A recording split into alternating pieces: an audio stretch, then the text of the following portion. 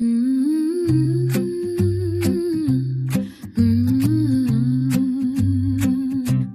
Behold, I stand here at your door, and I can wait for you once more.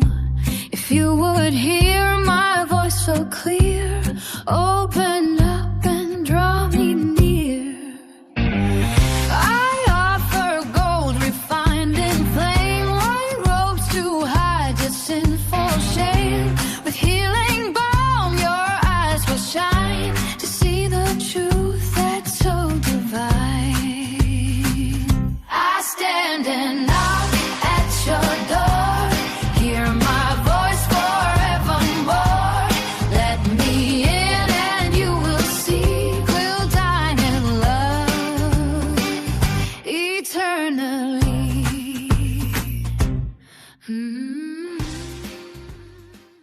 This is From Nephilim in Genesis to Mark of the Beast in Revelation, Part 4. I'm Alan Bass. To quickly recap on what I pointed out in previous short takes of Nephilim to Mark of the Beast, the more accurate view of the first verses of the Bible reveal that an infestation of evil and treachery occurred in Earth's earliest history. This began in the highest level of angelic rule and spread through approximately 1/3 of the angels. This corrupt rulership spread down to contaminate Earth's inhabitants, and eventually God stepped in with catastrophic judgment in the form of a global flood and a removal of light from the light-bearers above. This began our record of the Ice Age and a submerging of those antediluvian remains under ocean and glacial masses. Eventually, the Spirit of God brooded over the face of the waters, and God brought back the light for photosynthesis and warmth, as well as other restorative works for returning Earth to a new beginning. This new beginning, detailed in the so-called 6 days of creation, witnessed a thorough reclaiming of Earth's productivity and fruitfulness that echoed back to Earth's earliest ages. Yet, hidden under its soil and upon the deepest ocean floors were the remains of that overthrown world that existed before the 6-day restoration. By tectonic plate movement and subduction, many of the oldest remains lie obscure below man's inquiry. Even now, numerous primordial sites and cities are being detected by the latest oceanographic technologies, as well as Antarctica's formidable overlay of ice protecting many of the Earth's mysteries from its earliest ages of occupation.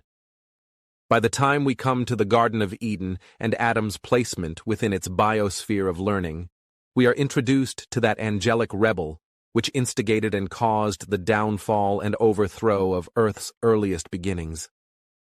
By paying close attention to the key factors unveiled in this area of Scripture, we can see the vital seeds of God's purpose and plan, revealed in a mosaic form. Like a mosaic tile composition, each vivid colored tile must be placed in its critical position for its true picture to be seen.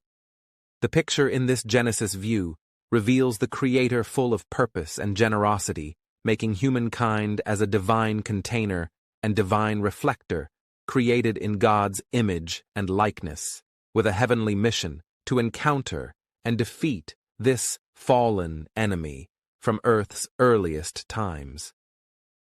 The charge to be fruitful and repopulate and have dominion on Earth embodies the heavenly mission. The passing of the torch of this mission was to be carried forth through the seed of God.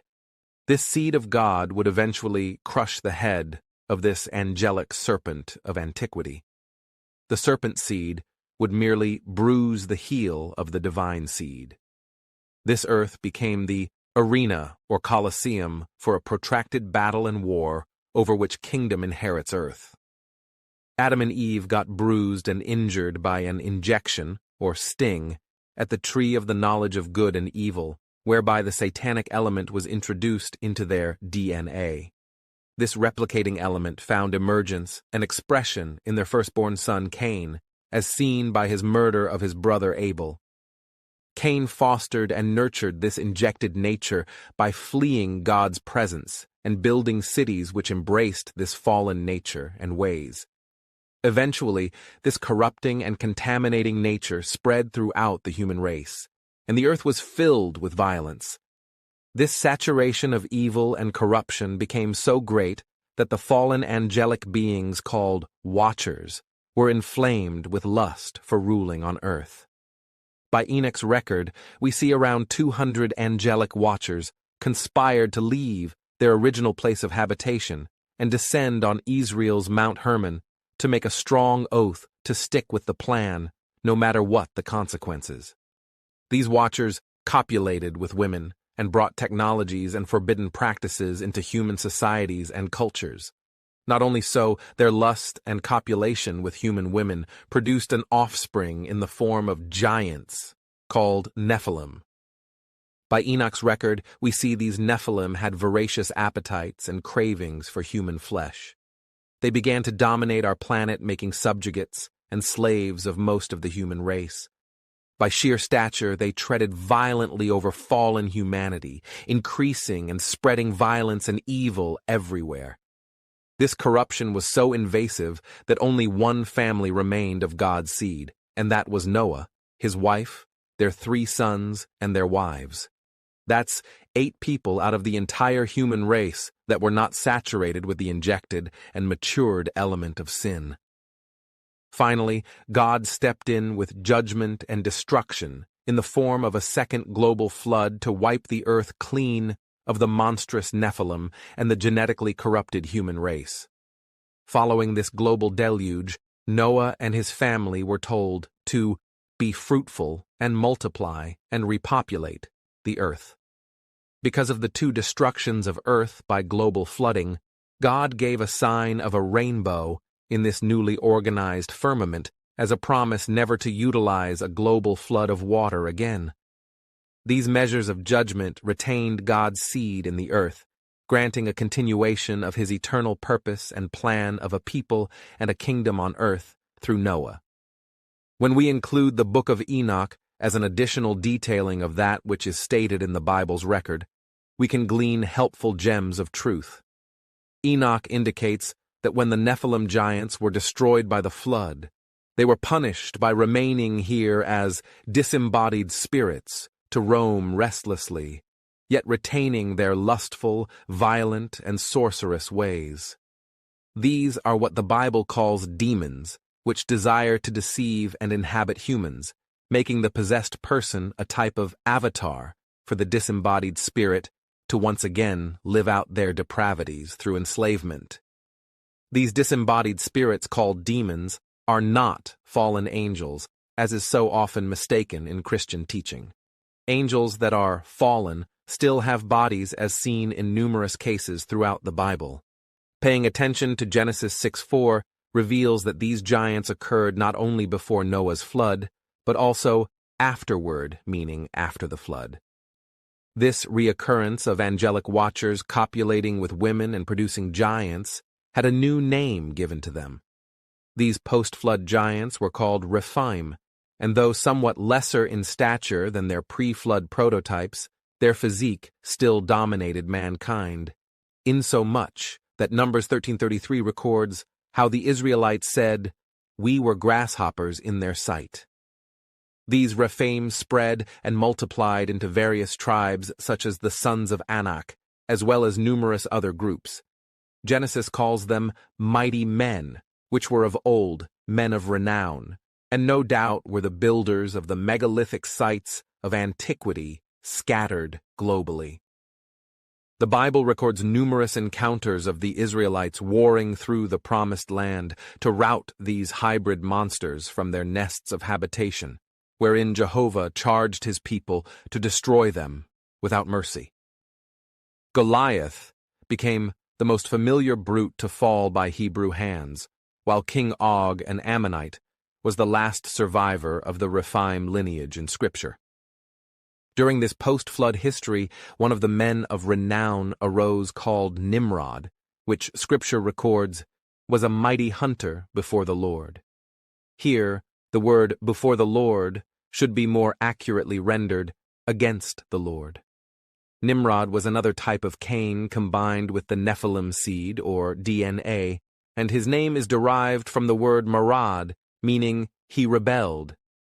By reading 1 Samuel 15:23, where it says rebellion is as the sin of witchcraft, we can surmise that Nimrod was a practitioner of witchcraft and sorcery, and perpetuated these practices in the numerous sites he built, such as Babel, Erech, Akkad, Calneh, and Nineveh. The famous Tower of Babel was closely associated with Nimrod's accomplishments and influence, and epitomized the effort to brazenly attempt to raise an edifice in the form of a ziggurat. Babel's tower embodied a religion developed out of Cain's commitment to living a life away from God's presence and Nimrod's rebellion and defiance. Each city Nimrod built embraced this form of worship infested with the angelic DNA overlay, expressed in all forms of sorcery, divination, necromancing, witchcraft, and occult teaching and practices.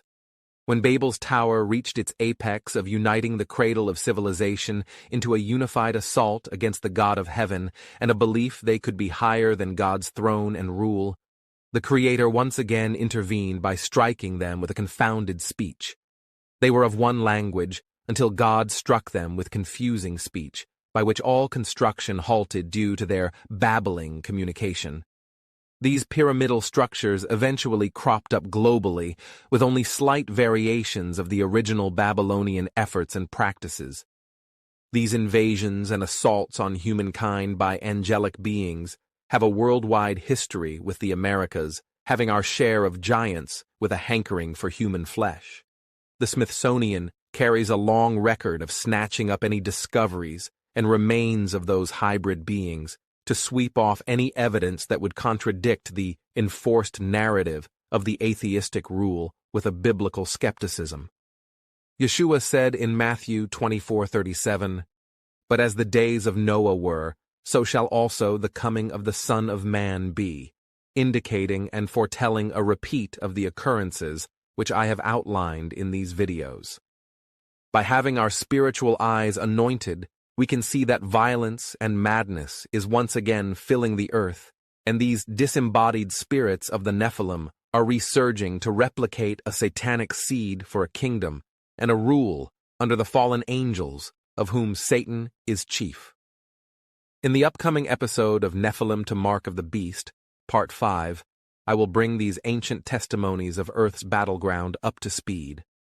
I will dive into the vision and predictions given by our Messiah and Lord in the final book of the Bible, the book of the Revelation of Jesus Christ, where today's developments are becoming the fulfillment of everything planned and purposed by God Himself.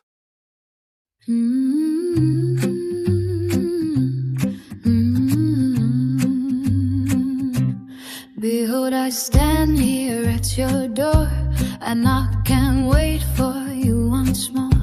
If you would hear my voice so clear, open up and draw me near. I offer gold refined in flame, white robes to hide your sinful shame. With healing balm, your eyes will shine to see the truth that's so divine. I stand and knock at your door, hear my voice forevermore. Let me in and you will see, we'll dine in love eternally.